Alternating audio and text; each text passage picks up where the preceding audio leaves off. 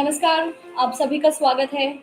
आज प्रेरणा संवाद के इस खास चर्चा में आप हमारे साथ जुड़े हैं और आज विशेष दिन है कि लक्ष्मीबाई केलकर मौसी जी की जयंती का अवसर है। लक्ष्मीबाई केलकर मौसी जी एक विख्यात समाज सुधारक थी, जिन्होंने 1936 में राष्ट्र सेविका समिति की स्थापना की। एक ऐसा संस्थान, एक ऐसी समिति जो छोटा सा बीज था, लेकिन आज पूरे भारत में सभी बहनों को अपने साथ जोड़कर चल रहा है, एक विराट रूप ले चुका है। आज हमारे साथ इस विशेष चर्चा में बात करने के लिए हैं डॉक्टर लीना गोविंद कहानी। डॉक्टर लीना भौतिक शास्त्र की प्रोफेसर हैं और वर्तमान में राष्ट्र सेविका समिति में उनके पास अखिल भारतीय सह बौद्धिक प्रमुख का दायित्व है। डॉक्टर लीना 2022 से 2023 तक national assessment accreditation council Bangalore में उप सलाहकार के रूप में कार्य कर चुकी हैं। इसके साथ ही 2019 में जो status of women in India पर खास स्तर की चर्चा और अध्ययन हुआ था, उसमें भी राष्ट्रीय टोली की सदस्य रही थी। डॉक्टर लीना सामाजिक, राष्ट्रीय, महिला विषयक, इस तरह के विषयों पर, यहाँ तक कि तकनीकी विषयों पर भी 600 से अधिक व्याख्यान दे चुकी हैं। सोशल मीडिया हो या अन्य कोई प्लेटफॉर्म, वहां पर उनके 1000 से अधिक कविताएं और लेख प्रकाशित हो चुके हैं। डॉक्टर लीना, आज की इस खास चर्चा में आपका विशेष स्वागत है।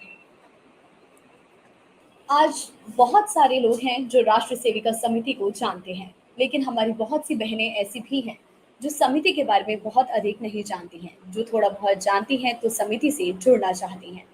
तो इस चर्चा पर ज्यादा समय ना बिताते हुए हम सीधे अपने पहले प्रश्न पर आते हैं कि राष्ट्र सेविका समिति क्या है और इसकी प्रेरणा मौसी जी को कहाँ से मिली।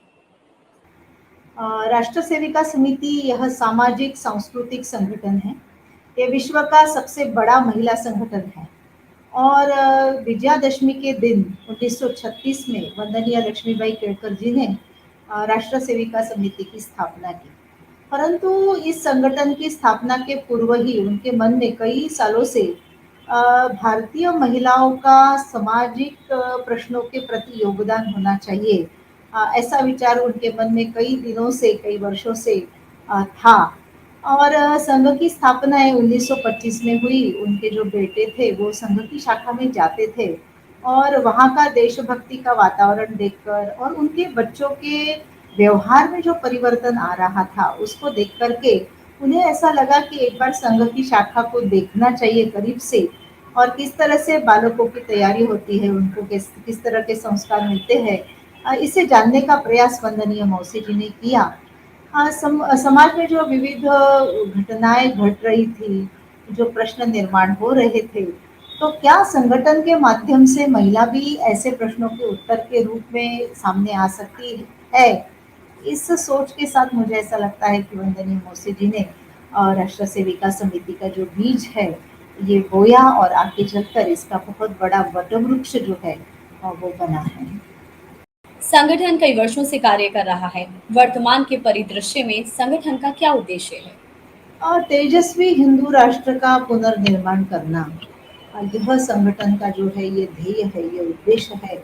और इसके लिए शाखाओं के माध्यम से व्यक्ति का निर्माण करना, उनको शारीरिक, मानसिक, बौद्धिक और आध्यात्मिक स्तर पर उनका ओवरऑल जो है डेवलपमेंट करना, ये संगठन का काम है। ऐसा तैयार कार्यकर्ता जब समाज में जाता है तो सामाजिक प्रश्नों को बहुत निकटता से देखता है और मुझे ऐसा लगता है कि ऐसा तैयार व्यक्ति फिर प्रश्नों के उत्तर के रूप में समाज से जुड़ने लगता है और सामाजिक ट्रांसफॉर्मेशन जिसे हम कहेंगे, समाज परिवर्तन में अपना योगदान जो है ये देता है।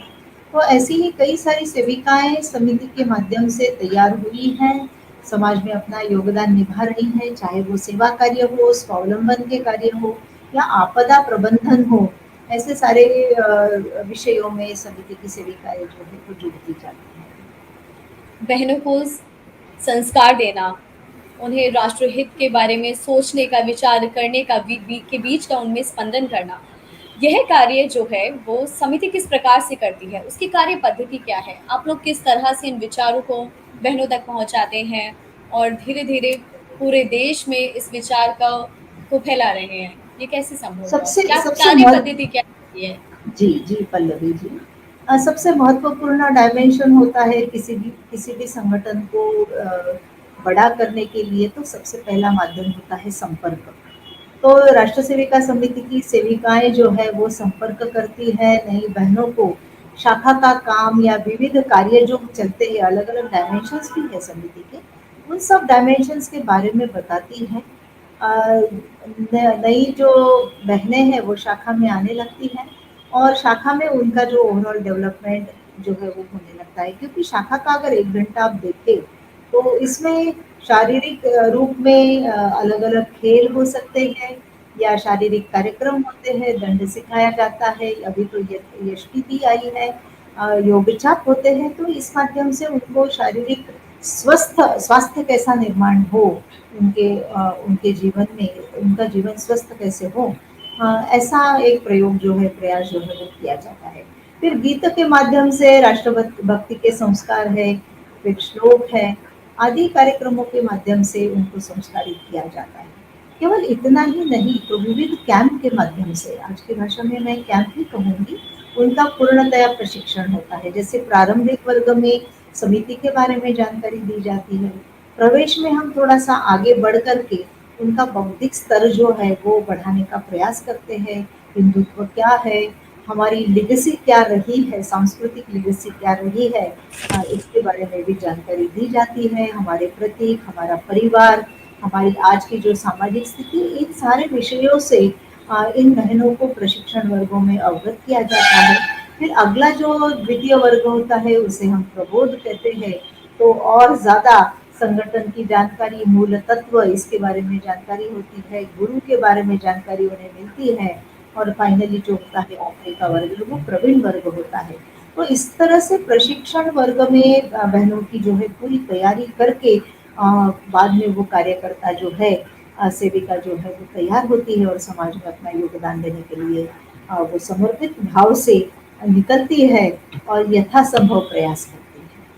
तो ये जो है संपर्क से लेकर कार्यकर्ता निर्माण की प्रक्रिया संगठन के विविध कार्यक्रम उपक्रमों के माध्यम से होती है।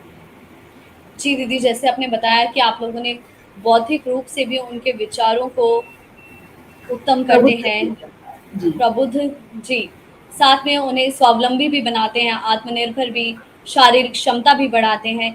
इस प्रकार की भारत में कितनी शाखाएं होंगी समिति की? लगभग 3,200 से ज़्यादा शाखाएँ संपूर्ण भारतवर्ष में चलती हैं और इसमें अलग-अलग प्रकार की शाखाएँ होती है पल्लवी जी। कुछ शाखाएँ जो है बालिकाओं के लिए सायं शाखाएँ रहती हैं, कुछ तरुणियों के मिलन भी चलते हैं, तरुणियों की शाखा भी चलती है, तो वो सायं शाखा होती है, उसके कार्यक्रम अलग तरह से ज़्यादा जोशीले जो है वो होते हैं और गृहिणियों की शाखाएँ चलती हैं, वो दैनंदिन भी हो सकती है और साप्ताहिक भी हो सकती है। तो इस तरह से कुल मिलाकर लगभग 3,200 से ऊपर शाखाएँ संपूर्ण भारतवर्ष में फैली हुई हैं। अगर रचना को देखें तो हमारे कुल 39 प्रांतों में हमने भारत को जो है वो देखा है, विभाजित किया है और प्रांत का फिर जिला होता है, फिर नगर होता है, इस तरह से उसकी रचना बनती है और आखिरी इकाई तक समिति की शाखा मतलब नगर और या हम कहेंगे मोहल्ले तक समिति की शाखा कैसे पहुँचे या चालू हो, इस दृष्टि से प्रयास जो है संगठन के। दीदी, इससे अब तक कितनी महिलाएं, मतलब कितनी बहनें जुड़ चुकी हैं? समिति में कितनी बहनें होंगी अभी? वैसे तो कहना बहुत कठिन है, लेकिन लाखों महिलाएँ जो है ये संगठन के कार्य से जुड़ी हुई हैं और अपना गुरु पूजन जो है वो करती है, धर्मेश्वर के पास है, ऐसा कह सकते हैं।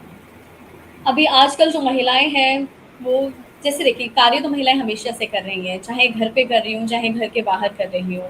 तो इस समय पर जो महिलाएं हैं उनको, जो हमारी प्राचीन, जो हमारे मूल्य थे, जो भारतीय संस्कार और मूल्य थे, उनको जो आधुनिक नारी स्वतंत्रता हम कहते हैं, इन दोनों के बीच में सामंजस्य बिठाना या उनको प्राचीन मूल्य समझाना, ये किस तरह से करती है समिति? इसके लिए समिति का कोई समिति ही प्रयास? करती है ऐसा नहीं है। हम अगर देखें तो परिवार, हम हमारे भारत की अगर विशेषता कोई है तो हमारा परिवार जीवन है। और आज भी हम देखते हैं परिवार में भले ही महिला घर से बाहर निकल कर काम पे जा रही है, लेकिन अपने परिवार की जो रीति-रिवाज है, परिवार की जो सांस्कृतिक धरोहर अभी तक चलती आई है, उसको उसने नहीं छोड़ा है। और समिति तो इसका आग्रह भी करती है कि महिला जो है ये ऐसा सारथी है जो अपने परिवार रथ, केवल परिवार रथ ही नहीं तो समाज रथ और राष्ट्र रथ को सही दिशा में ले जाने वाली ऐसी शक्ति है। तो इसीलिए परिवार से होते हुए अपने आप को विकसित करने का एक सुझाव, या हम कहेंगे इसी पर हम काम कर रही हैं। तो अपने जो सनातन ऐसे जो मूल्य है, आधुनिक रूप में उसको ढालते हुए, उसके लिए भी समय देते हुए अपना करियर महिला बनाए, सामाजिक क्षेत्र में अग्रणी वो बने, समाज का नेतृत्व भी वो करे। इस तरह से प्रबोधनात्मक कार्यक्रम भी समिति के माध्यम से होते हैं। परिवार प्रबोधन का काम भी समिति जो है वो करती चली आई है। दीदी, विमेन डेवलपमेंट पे जो खास स्तर की जो चर्चा हुई थी, उसकी आप सदस्य रही थी। आप भारत में विमेन डेवलपमेंट को कैसे देखती हैं? Status of women in India, ये जो प्रोजेक्ट था, इसमें लगभग 83,000 महिलाओं का सर्वेक्षण हमने किया था। उसके प्रमुख बिंदु रहे थे एजुकेशन, एम्पावरमेंट और हेल्थ। तो कुल मिलाकर ये जो सर्वे हुआ था, इसमें ये पाया गया कि भारतीय महिलाएं स्वास्थ्य की दृष्टि से थोड़ा सा और काम करने की आवश्यकता है इस बिंदु पर जो है। क्योंकि बहुत बार स्वास्थ्य की वजह से महिलाओं की शिक्षा जो है ये पिछड़ गई है, या हर जगह स्कूल न होने की वजह से भी उसकी शिक्षा जो है पिछड़ती है। फिर जो आरोग्यवर्धक जिसे बोलेंगे हम, आरोग्य के लिए उपयुक्त ऐसे टॉयलेट्स या पानी की व्यवस्था, ट्रांसपोर्टेशन का अभाव, इसकी वजह से उसका शिक्षण जो है कहीं न कहीं वो पिछड़ता जा रहा है। तो मुझे ऐसा लगता है कि इस पर अगर ठीक से काम होता है, तो बहुत बड़े पैमाने पर आज हम ग्रॉस एनरोलमेंट रेशियो की जो बात करते हैं नेशनल एजुकेशन पॉलिसी के तहत, तो उसमें थोड़ा-सा एनरोलमेंट और बढ़ेगा। अगर स्कूल जो है वो ठीक ढंग से होगी, उसमें बेसिक फैसिलिटीज़ अगर होती है तो, और ट्रांसपोर्टेशन की व्यवस्था के बारे में। रिगार्डिंग एम्पावरमेंट की जो आया है रिज़ल्ट में, हमने जो पाया है, जो रिपोर्ट बनी है, उसमें अ, लेबर क्षेत्र में, कामकाजी महिलाओं में, स्पेशली अनऑर्गेनाइज़्ड क्षेत्र में महिलाओं की जो अ, संख्या है वो बहुत ज़्यादा है। परंतु उनके वेजेस है, उनके लिए फैसिलिटीज़ है, आज भी उसमें कमी देखने को मिलती है। तो ये जो 2 क्षेत्र है, एक स्वास्थ्य का क्षेत्र जिसका प्रभाव एजुकेशन क्षेत्र में पड़ रहा है, और दूसरा जो है अनऑर्गेनाइज्ड क्षेत्र जिसमें महिलाओं की वेजेस की बात है, उनको फैसिलिटीज़ की बात है। इसमें थोड़ा-सा और काम करने की आवश्यकता है, ऐसा इस रिपोर्ट से जो है वो पाया गया है। तो समिति नियमित रूप से प्रबोधनात्मक कार्यक्रमों के माध्यम से जब भी संपर्क के लिए जाती है, तो इन सारे विषयों पर ध्यान देने का एक जो है प्रयास करती है। और हम अपने बालिका विद्यालय भी कई जगह पर चलते हैं, और वहाँ पर सुविधाएँ दी जाती है, संस्कारों के साथ अच्छी सुविधा उनको मिले, इसका भी प्रयास समिति के माध्यम से हो रहा है। तो शैक्षणिक प्रकल्प जो है समिति का, इस पर ध्यान दे रहा है। हाँ, मैं समझती हूँ स्टेटस ऑफ विमेन जो सुधारने का जो एक बीड़ा था, जो मौसी जी ने उठाया था, शायद उन्हीं विचारों को लेकर हम अभी तक चल रहे हैं, और इसी हाँ, वजह से आज एक महिलाओं की जो स्थिति है वो सुधरने लगी है। सुधरने दीदी, मैं ये लगी। पूछना चाह रही थी कि जो समिति है, वो जो पॉइंट्स आपने गिनवाए, चाहे एजुकेशन हो, चाहे स्वास्थ्य हो, आरोग्यवर्धन हो, इसके लिए महिलाओं को जागरूक करती है। जी, जी, समिति की शाखाओं के माध्यम से मैंने कहा ना, संपर्क हमारा प्राण है। संपर्क जब हम करने जाती है तो पूछताछ होती है। सहजता से हम पूछते हैं कि कैसे हो आप, आपके परिवार में क्या कौन-कौन लोग रहते हैं? आपका स्वास्थ्य के पारिवारिक स्वास्थ्य कैसा है? तो मुझे ऐसा लगता है इस सहज संवाद से ही काफ़ी सारी जानकारी हमें मिलती है। और बहुत बार ऐसा भी अभियान हम चलाते हैं कि जो सरकारी योजनाएँ हैं, अलग-अलग योजनाएँ जो चलती हैं, इसके बारे में भी अवगत कराने के लिए कभी-कभी कुछ कैंपेन जो है समिति के माध्यम से, इस जिसे बोलते हैं ना कि युगानुकूल उपक्रम, इसमें हम कैंपेन भी कभी-कभी कर लेते हैं। तो योजनाओं की जानकारी महिलाओं को होने के बाद उनका जो रुझान है, उस योजना को हम प्राप्त करें या उसका फ़ायदा हम लें, इस तरह से लड़कियों का या महिलाओं का अ, जो बातें हैं वो उन तक पहुँच जाती है और वो उसका उपयोग भी करती हैं। दीदी, वंदनीय मौसी जी के विचारों से चली ये समिति आज महिला जागरण का कार्य कर रही है। लेकिन वही कुछ ऐसी चुनौतियां हैं जो रोज सामने आ रही हैं, जैसे कि लव जिहाद या धर्मांतरण। हमारी ही बहनें भ्रमित हैं। इन चुनौतियों से निपटने के लिए समिति क्या करे? कभी कभी ऐसे जब प्रश्न आए हैं समाज में तो काउंसिलिंग मैंने कहा कि लव जिहाद के लिए तरुणियों का भी अपना एक विभाग चलता है। दिल्ली में शरण्या के नाम से चलता है, अलग अलग जगहों पर तरुणी विभाग है जो अपनी सहेलियों को इन सारे विषयों से अवगत कराता है। कभी कभी जैसे पिक्चर अभी आया है, केरला स्टोरी की मूवी आई है, तो बहुत प्रोत्साहन दिया है अपने तरुणी विभाग ने कि हर लड़की इस तरह की फिल्म जो है वो देखे और इसे जानने का प्रयास करे। जहाँ कहीं ऐसी लड़की अटक गई है या इसमें आ गई है, गिरफ्त में आ गई है और समिति की सेविकाओं को अगर पता चलता है तो स्वयं स्फूर्ति से उस बहन तक पहुँचाना और उसका रेस्क्यू करना, वहाँ से उसको छोड़ने के लिए यथासंभव प्रयास करना, प्रशासनिक शासन की यंत्रणाओं का उसके लिए उपयोग करना और पुलिस तक ये सारा विषय पहुंचाना, मीडिया तक ये विषय पहुंचाने का काम भी अनेक सेविकाएं जो है वो करती आई है। और ये जहाँ जहाँ संभव हुआ एक प्रबोधनात्मक कार्यक्रम भी स्कूलों में युवतियों के किशोरियों के लिए और युवतियों के लिए समिति ने लिए हैं। और लव जिहाद किस तरह से कारागर है और किस तरह से लड़कियों को फंसाया जाता है, ये सारा विषय लड़कियों तक पहुंचाने का प्रयास समिति की सेविका समिति का विभाग बहुत सुचारू रूप से कर रहा है। दीदी, एक बात जानना चाह रही थी। कुछ ही शब्दों में ज़रूर ये बताएं कि जो वंदनीय मौसी जी थे, उनके कौन से विचार थे जो अभी तक समिति लेके चल रही है, जिनके बल पर समिति आज तक खड़ी है इतने वर्षों के बाद भी?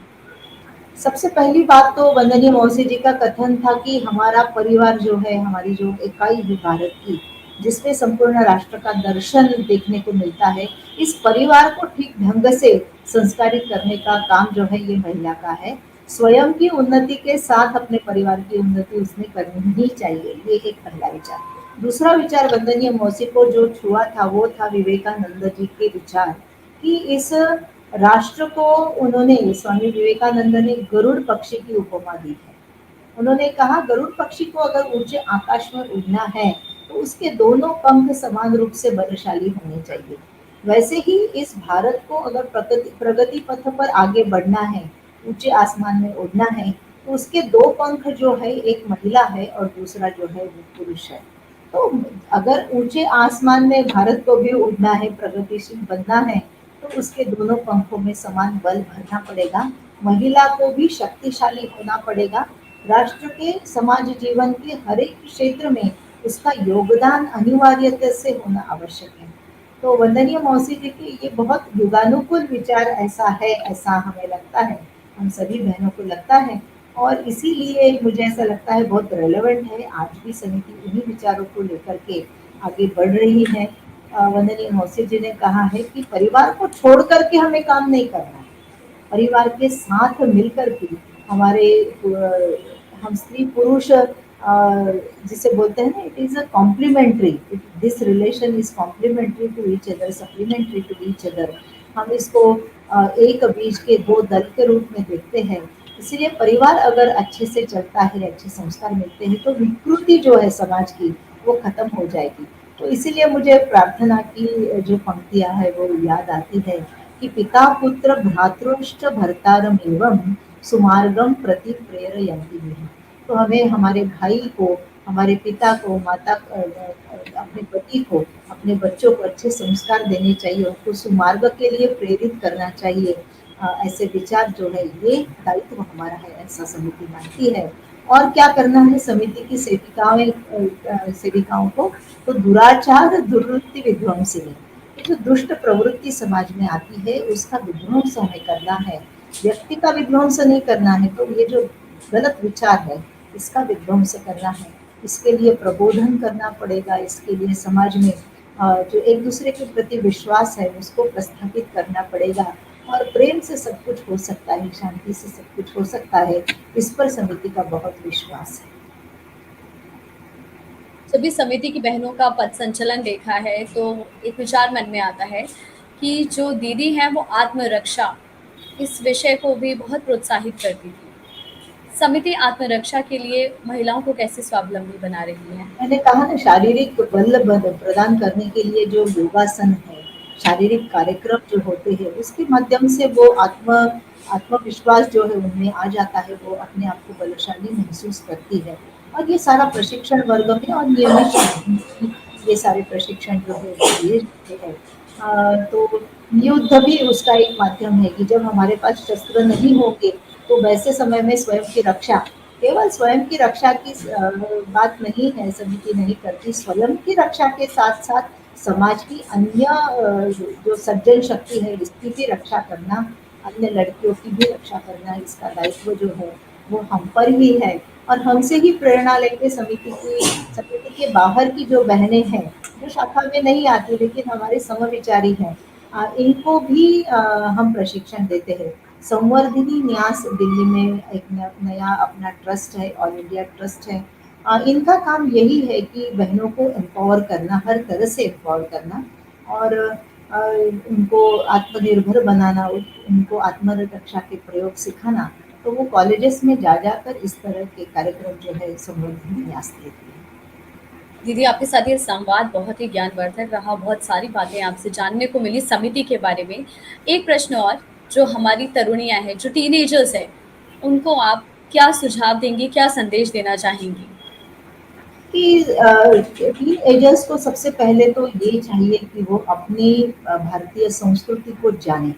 इसके लिए किताबें पढ़ना मुझे ऐसा लगता है सबने करना चाहिए। घरों से संस्कार तो मिलते रहते हैं, लेकिन फिर भी एक किताब हमें किताबें जो हमारी रामायण है, महाभारत है और अन्य उपनिषदों की कथाएँ जो है वो अवश्य पढ़नी चाहिए। उससे एक अलग भाव हमारे अंदर जगता है कि वास्तव में हम कौन हैं, किस लेगेसी से हम बिलॉन्ग करते हैं। इस लेगेसी को आगे लेकर जाने की ज़िम्मेदारी हम पर भी है। तो पुस्तकें, कहानियाँ जो है वो पढ़नी है। मैं केवल पुरातन कहानियाँ पढ़ो ऐसा नहीं बोल रही हूँ, तो कंटेम्पररी विषय जो चल रहे हैं उसको भी पढ़ना चाहिए, ताकि एक हमारी मनोभूमिका है वो तैयार होती है। और दूसरी बात, समाज में जो प्रश्न चल रहे हैं, उन प्रश्नों की ओर भी ध्यान देने की आवश्यकता है। कि लव जिहाद जैसा विषय चल रहा है, या कभी भी हम देखते हैं कि युवतियों पर आक्रमण हो जाते हैं, गलत दिशा में छोटी सी बात के लिए और फंसाई जाती है लड़कियां, बहनें जो है फंसाई जाती है। तो इससे बहुत ध्यान देने की आवश्यकता है, बहुत सजग रहने की आवश्यकता है, और स्वयं को आत्मरक्षा के लिए तैयार करने के लिए जिस माध्यम से हो, लड़कियों ने जो है वो प्रशिक्षण लेना चाहिए, ऐसा मुझे लगता है। हमारे जीवन में छोटी सी भी घटना अगर घटती है, तो हमने परिवार में बताना चाहिए, माँ से डिस्कस करना चाहिए, मौसी से डिस्कस करना चाहिए, पिताजी से डिस्कस करना चाहिए। तो इसके माध्यम से पूरा परिवार अलर्ट हो जाएगा, और सुरक्षा के जो प्रबंध है, स्वयं की सुरक्षा के साथ साथ समाज की सुरक्षा के प्रबंध भी फिर संभव हो पाएगा। इस चर्चा को विराम देने से पहले इस चर्चा में से हम कुछ लेकर जाना चाहते हैं। मैं जानना चाहूँगी, वंदनीय मौसी जी का कोई एक कथन जो आज हम और हमारे दर्शक इस चर्चा के साथ लेकर जाएं। वंदनीय मौसी जी ने हमें हमेशा ये कहा है कि जगे राष्ट्र नारी का गौरव, इस व्रत का ले हम निर्णय, तमसो माँ ज्योतिर्गमयो मृत्योर्मा अमृतम गमयो। तो राष्ट्र नारी का, हम नारियों का जो गौरव है, ये जगना चाहिए। इसके लिए समाज की दृष्टि ठीक होनी चाहिए। तो समाज की दृष्टि जो है वो ठीक तभी होगी जब घर से अच्छे संस्कार मिलेंगे। तो वंदनीय मौसी जी ने हमेशा कहा है कि घर की नारी जो है वो घर में संस्कार अच्छे दे और राष्ट्र कार्य में अपना योगदान दे, और उसके लिए वो सिद्ध हो। इस सिद्धता का कार्य जो है समिति की शाखाओं के माध्यम से होता है। मैं सभी बहनों से आह्वान करूंगी कि जरूर जरूर राष्ट्र सेविका समिति से जुड़े और अपने आप को योगदान करने के लिए सीखें। दीदी, आपका बहुत बहुत धन्यवाद आज की इस विशेष चर्चा में हमारे साथ जुड़ने के लिए। बहुत आप धन्यवाद सभी को पल्लवी जी, बहुत अच्छा लगा आपसे। नमस्कार, जय हिंद, जय भारत।